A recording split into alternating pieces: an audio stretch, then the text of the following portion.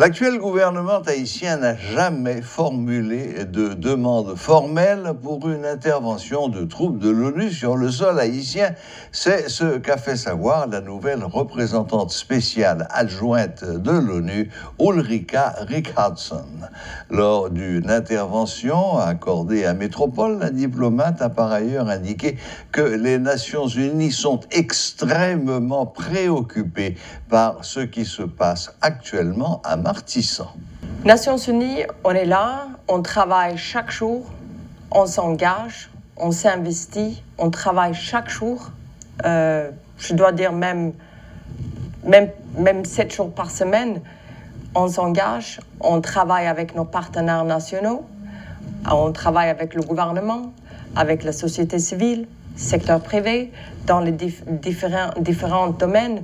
On travaille dans le dialogue, dans l'appui à PNH. On travaille pour les questions de développement. Ça veut dire tout ce qui est les services sociaux, tout ce qui est les questions environnementales, toutes ces questions-là, et aussi avec les questions humanitaires. Donc, est-ce qu'on voudrait avoir une situation différente en Haïti? Bien sûr. Est-ce que ça, c'est des solutions? Des solutions peut seulement faire avec un leadership très, très fort de gouvernement. Et donc, est-ce qu'on peut dire qu'on s'assoit et on est content de ce qu'on voit? Bien sûr que non. On voudrait que la situation serait beaucoup mieux en Haïti. Mais on travaille, on est là, on s'engage. Il y a une date qui est annoncée. La date du 17 octobre est prévue pour une session au Conseil de sécurité permanent des Nations Unies. Haïti doit soumettre un rapport. On a comme l'impression que les Nations Unies vont passer à une autre étape après le 17 octobre si rien n'est fait en Haïti. Pour nous parler de ce qu'attendent les Nations Unies d'Haïti, ce 17 octobre, vous nous direz quoi? Bon, le 17 octobre, c'est là où on attend un rapport de gouvernement sur le progrès de dialogue politique. Donc, c'est simplement une demande de Conseil de sécurité au gouvernement de donner une mise à jour sur le dialogue, sur les solutions politiques. Et donc, c'est un rapport, et c'était la première fois que le Conseil de sécurité a demandé au gouvernement de fournir un rapport. Et donc, la date pour ce rapport, c'est le 17 octobre. Est-ce que vous vous impliquez dans le processus de dialogue ou encore dans la recherche de solutions à la crise sur le terrain? Bon, le BINU s'engage chaque jour dans cette question. En dialogue avec différents partenaires, mais surtout faciliter des rencontres, des discussions, avec je dois dire, un numéro des partenaires très, très vaste. Ça veut dire au niveau politique, des acteurs politiques, des acteurs économiques. Donc ça, c'est un travail de chaque jour et c'est une facilitation de ce dialogue. Sur le plan sécurité, vous entendez qu'il y a beaucoup de cas de kidnapping, d'assassinats spectaculaires, la plupart en plein jour. Est-ce que les Nations Unies coopèrent avec la police nationale? Le PNH, c'est un des partenaires absolument fondamentaux pour les Nations Unies en adressant l'insécurité, bien sûr. Et aussi, il y a des autres partenaires qui travaillent avec PNH. Et bien sûr, ça, c'est un travail très, très proche. Et je pense qu'on pourrait voir qu'il y a des progrès récemment de PNH. On a vu des opérations qui étaient assez importantes. Mais bien sûr, encore une fois, est-ce qu'on pense que c'est suffisant? Non. On pense que la sécurité et l'insécurité, donc vit la population, la violence frappante de certains de ces groupes criminels, les groupes armés, cette violence, quand même, c'est une terreur pour la population. On voit même, si on retourne à Cité Soleil, pendant un mois, il y avait plus que 230 personnes tuées. Et, ça, et encore plus blessées. Il y avait des femmes violées.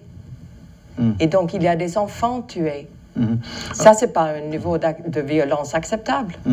À vous entendre parler, on a comme l'impression qu'il y a une certaine coopération entre les Nations Unies et la police nationale. Absolument. Si c'est le cas, c'est à quel niveau se situe cette coopération? Est-ce que c'est sur le plan ressources humaines ou bien sur le plan matériel?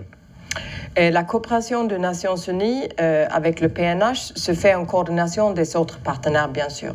Donc, le rôle des Nations Unies, c'est plutôt en conseillant le PNH dans les questions stratégiques, mais aussi des questions surtout de gestion, par exemple, gestion d'équipement, gestion des ressources humaines, gestion de leur budget. Et donc, cette coopération est assez, je dois dire, elle est assez solide, très robuste. Après, il y a des autres partenaires qui, à travers une coopération bilatérale, donnent les équipements. Mais Nations Unies, c'est plutôt des conseils, et surtout conseils au niveau gestion, gestion des ressources humaines, d'équipements, etc.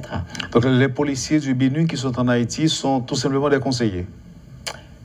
Ils sont des experts des différentes, comment on dit ça, est-ce que c'est dans l'information, est-ce que c'est dans par exemple, le police de proximité, des experts dans les ressources humaines, développement des stratégies. Donc, il y a vraiment un rapport très proche entre ces polices-là de la mission et le PNH. Beaucoup d'eux sont assis même au quartier général de PNH. Le Grand Sud, ou encore le pays, est coupé en deux, est divisé en deux. Et à quel point pourrait-on considérer cela comme, je dirais, une source de préoccupation pour vous autres des Nations Unies, qui êtes ici à Port-au-Prince et et que vous vous trouvez, comme d'autres personnes, dans l'impossibilité de vous rendre dans le Sud? Bon, il faut savoir que, autant que des agences des Nations Unies, on a quand même 7 bureaux dans le terrain. Ça veut dire dans les départements, dans les provinces, il y a 7 bureaux des Nations Unies. Oui, mais Martissant reste un défi pour tout le monde. Oui, mais on a des personnes là, on a des bureaux avec les personnes qui vivent là-bas, dans le sud, dans le nord.